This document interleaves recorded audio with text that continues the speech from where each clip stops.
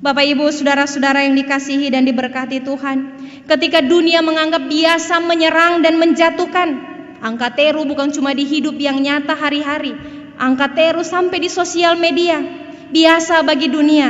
Tetapi bagi orang Kristen, membangun dan menguatkan persekutuan bersama, itu yang Tuhan mau. Karena itu kalau bahas status kamar itu yang bagus-bagus, bahas status yang mendatangkan sukacita, bahas status yang membangun persekutuan hidup, bahas status tentang firman Tuhan, status yang bagus-bagus. Jangan membeberkan kesalahan atau menceritakan pergumulan hidup. Justru kita melemahkan kesaksian gereja.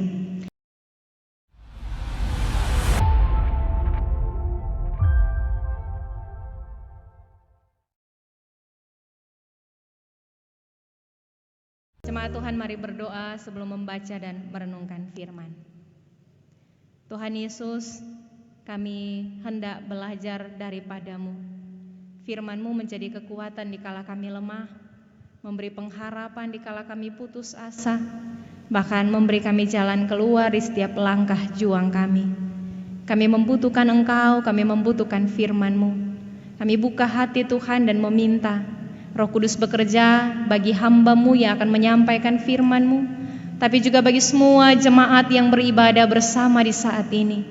Roh Kudus menolong kami untuk mengerti, memahami dengan sungguh apa yang Tuhan mau untuk kami lakukan, dan sungguh-sungguh bersemangat serta bertekun mengerjakan yang Tuhan kehendaki. Jangan biarkan firman-Mu berlalu dengan sia-sia, ya Allah. Tolonglah kami supaya kami yang mendengarnya, merenungkannya, benar-benar menyimpannya dan mempraktekkan setiap hari. Di dalam nama Tuhan Yesus kami bawa doa ini. Amin.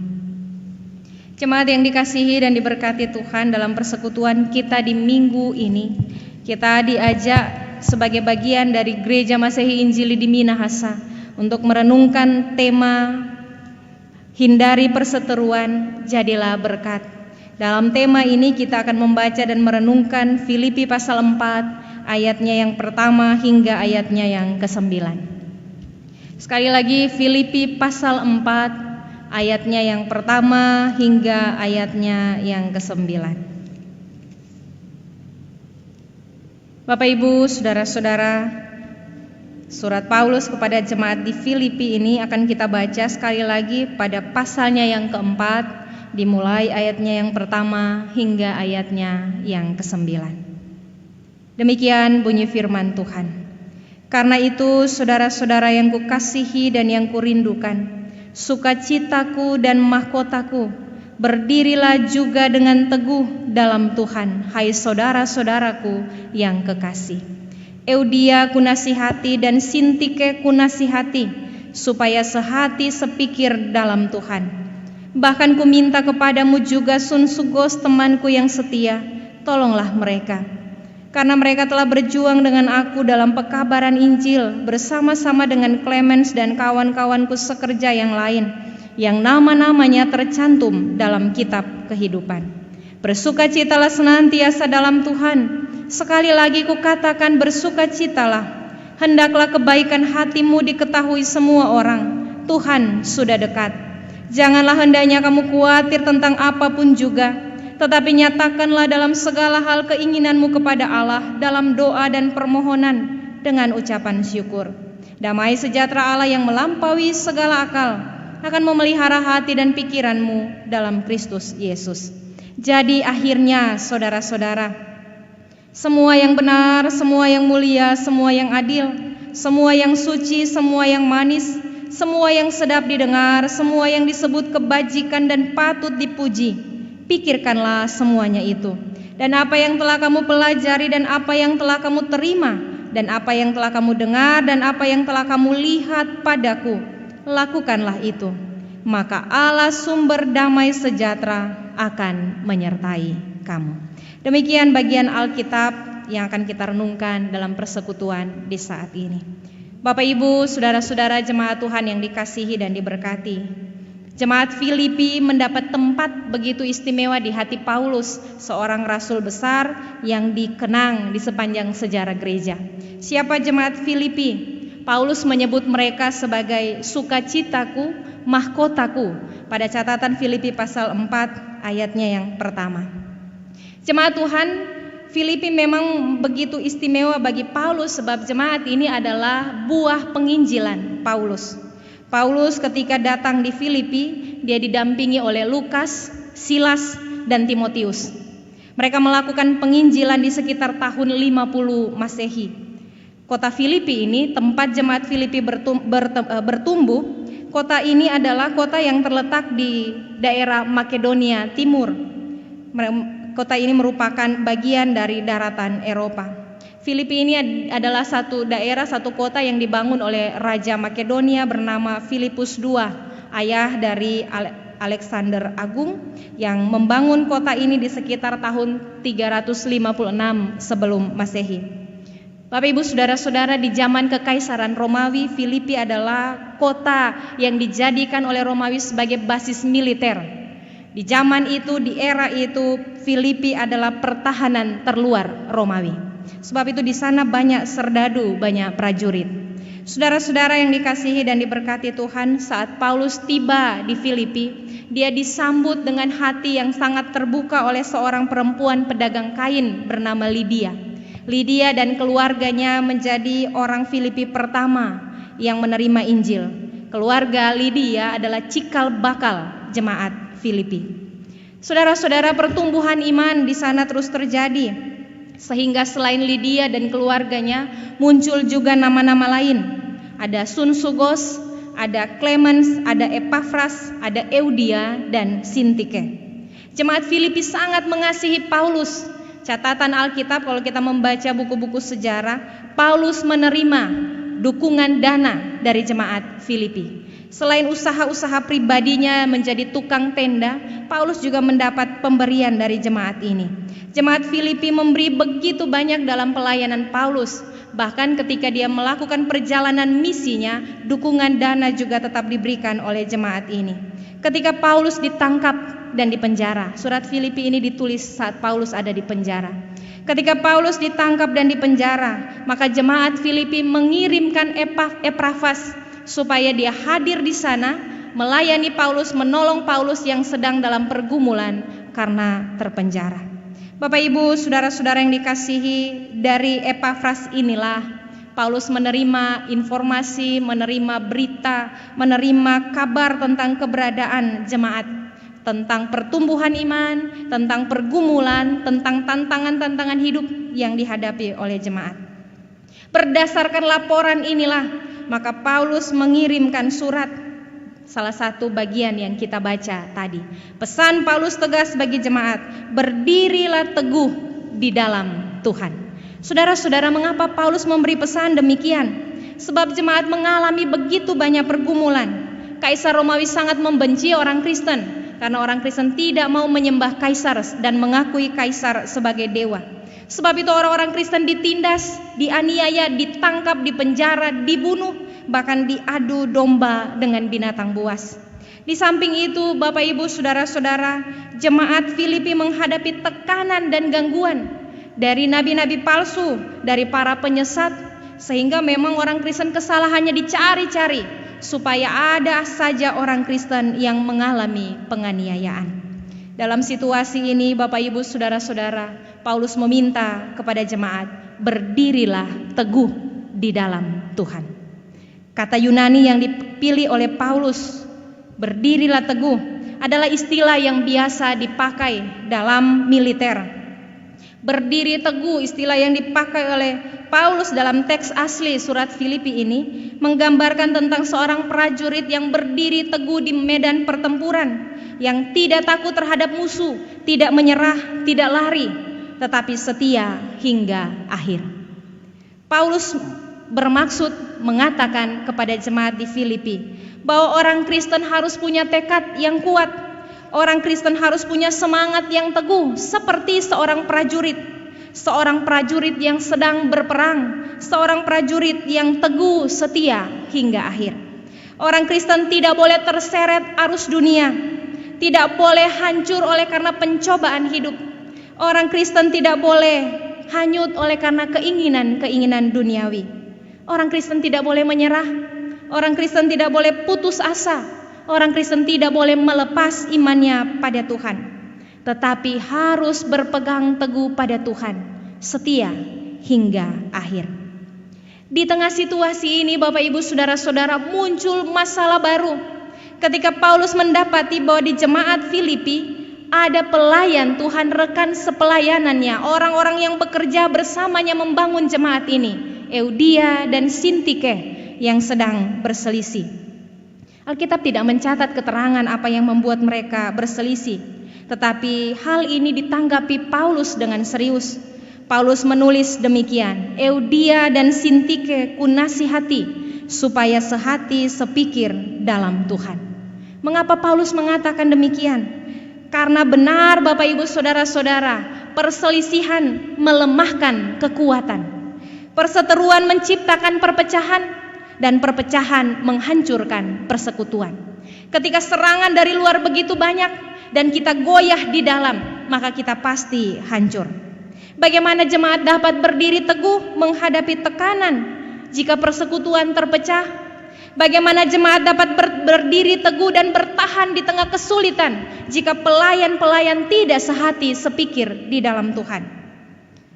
Paulus meminta rekan-rekan sepelayanannya untuk sehati sepikir dalam Tuhan, supaya pekabaran Injil, kerja pelayanan yang telah mereka lakukan tidak menjadi sia-sia.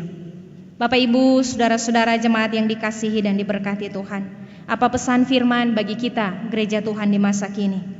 Saudara-saudara, kita semua sedang mengalami masa susah. Kita semua sedang ada dalam kesulitan. Ada banyak dampak yang disebabkan karena pandemi COVID-19. Wabah virus corona menciptakan kesulitan dalam semua bidang. Ada banyak orang yang terdampak secara ekonomi, dirumahkan, mencari jadi susah. Tapi juga ada banyak orang yang bergumul karena sakit. Ada banyak orang yang bertaruh hidup demi hidup orang lain. Bapak Ibu, saudara-saudara yang dikasihi dan diberkati Tuhan, selain wabah karena virus corona ini, kita juga sedang menghadapi begitu banyak persoalan. Kita punya tantangan-tantangan hidup dalam bermasyarakat. Kita punya persoalan-persoalan di bangsa. Kita punya masalah-masalah dalam persekutuan bergereja. Kita juga punya masalah-masalah pribadi dalam rumah tangga, dalam pekerjaan, dalam bisnis, dalam usaha. Begitu banyak persoalan dalam hidup ini. Firman Tuhan ini mau bilang, supaya banyak masalah, jangan bakalai. Saudara-saudara yang dikasihi dan diberkati Tuhan, Paulus bilang, sehati sepikir di dalam Tuhan. Satu hati, satu pikiran di dalam Tuhan. Backing yang Tuhan mau, bukan satu hati, satu pikiran kum backing tu jahat. Satu hati, satu pikiran, backing yang Tuhan mau. Ketika dunia menganggap bermusuhan adalah hal yang biasa, orang Kristen harus mau mengasihi dan mengampuni. Mungkin jemaat akan bilang, supaya adil. Kalau orang diperlakukan demikian, maka kita juga membalas. Orang yang berbuat jahat pantas untuk menerima upah yang jahat juga.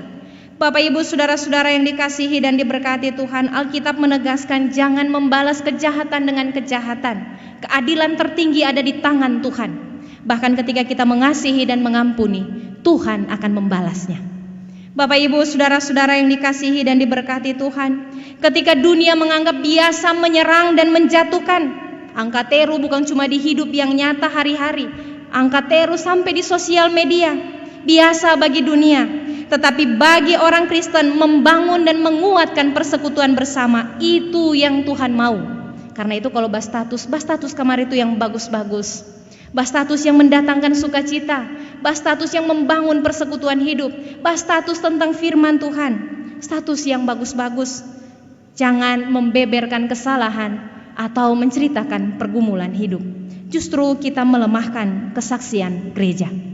Bapak Ibu, saudara-saudara yang dikasihi dan diberkati Tuhan, sebab orang Kristen hidup bukan berdasar apa kata dunia. Orang Kristen harus hidup berdasarkan apa kata Tuhan dalam Alkitab.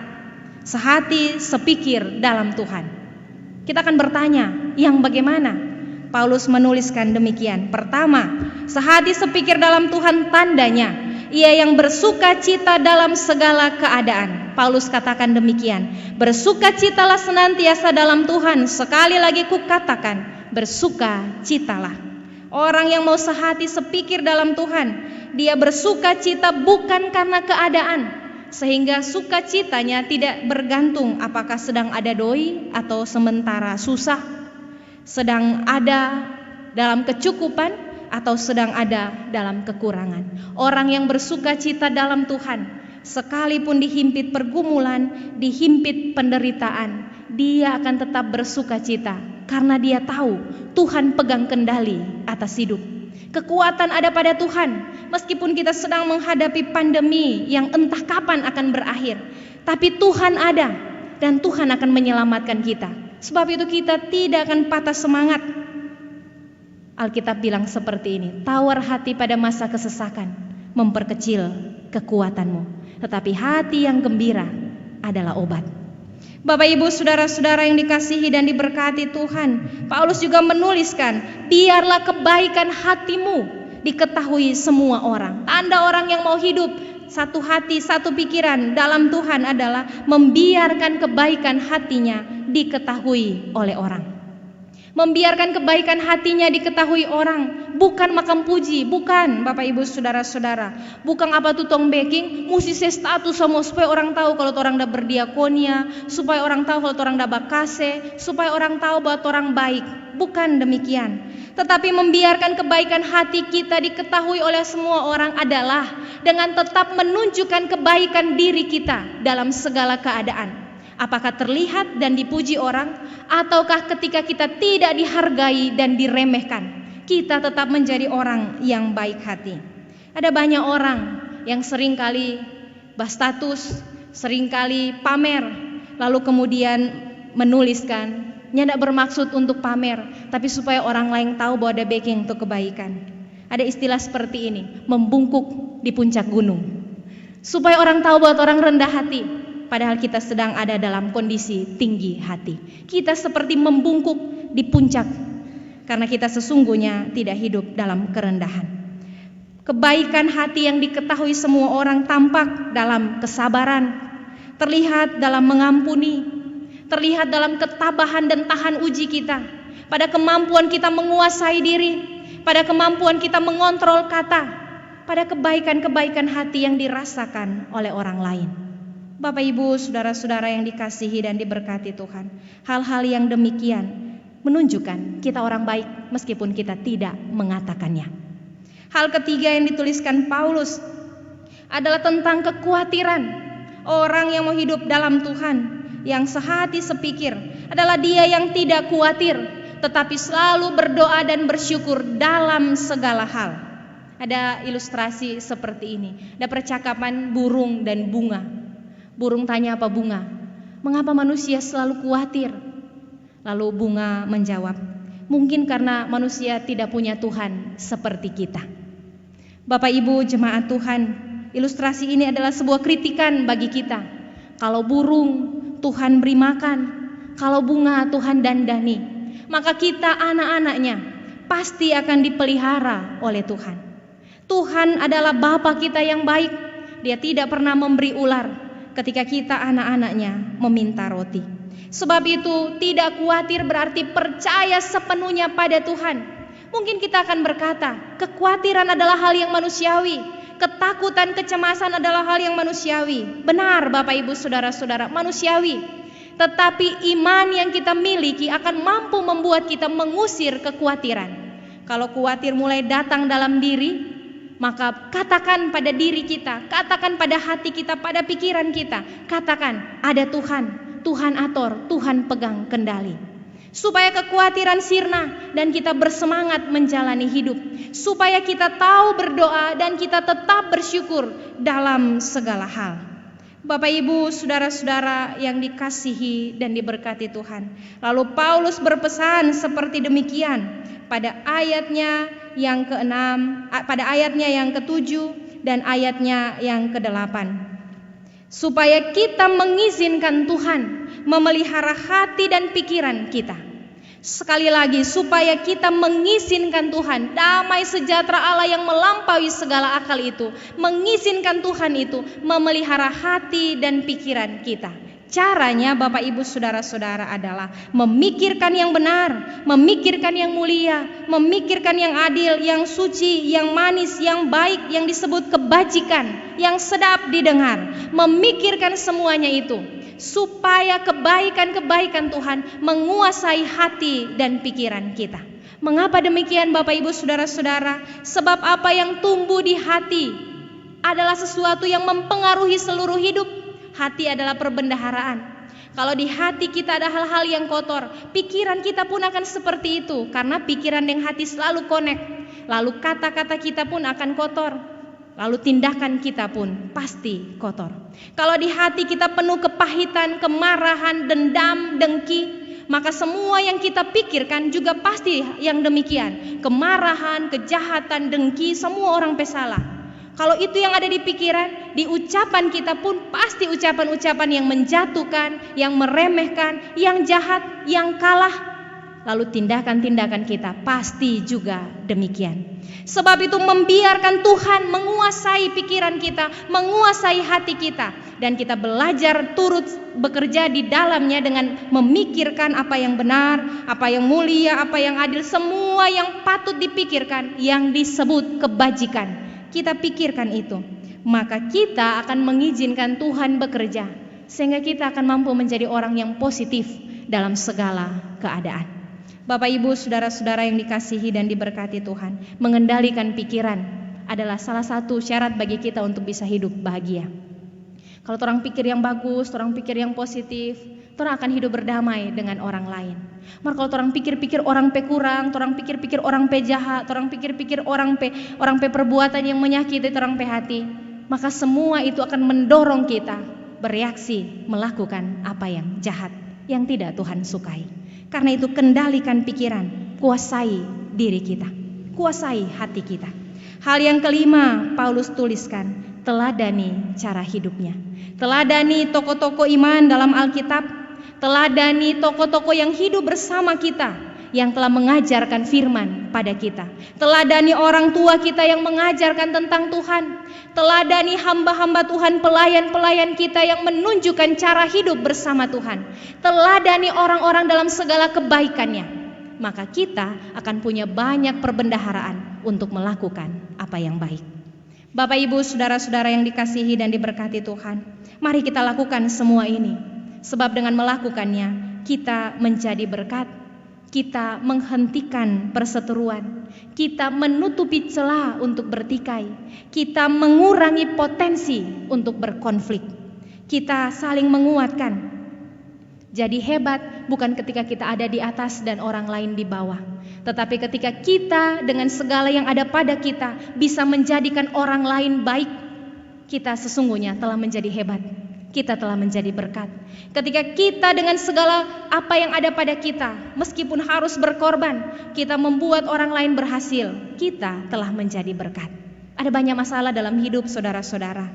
Mari jangan menjadi pembawa masalah. Jangan menjadi pembawa perseteruan. Ada banyak masalah dalam rumah tangga. Masalah ekonomi, masalah anak, masalah hubungan suami istri. Ada banyak masalah dalam rumah tangga. Suami istri harus bisa bersama. Suami istri harus bisa bergandengan tangan untuk pikul sama-sama. Karena masalah-masalah dalam rumah tangga bukan tanggung jawab satu orang, tanggung jawab suami istri. Dan kalau baku pisah, kalau berjuang sendiri-sendiri, nyandak kuat untuk menghadapi. Harus bersama. Ada banyak masalah dalam jemaat, ada banyak masalah di gereja ini. Maka jemaat, pelayan khusus harus sehati sepikir dalam Tuhan untuk menyelesaikan, mengatasi semua persoalan, memperkuat kesaksian gereja. Ada banyak masalah di bangsa ini Bapak Ibu Saudara-saudara. Mari kita mengambil peran supaya kita turut serta menolong pemerintah dalam mengatasi persoalan-persoalan. Pemerintah so pusing bagaimana mau sadia ventilator, bagaimana mau mengendalikan ini lajunya pertambahan jumlah orang-orang yang terinfeksi. Pemerintah susah kepala mau atur bagaimana orang ekonomi tetap kuat. Maka jangan biarkan lagi pemerintah kesulitan karena mengurus judi, mabok, dan segala macam penyakit sosial. Mari orang kendalikan, orang atur itu.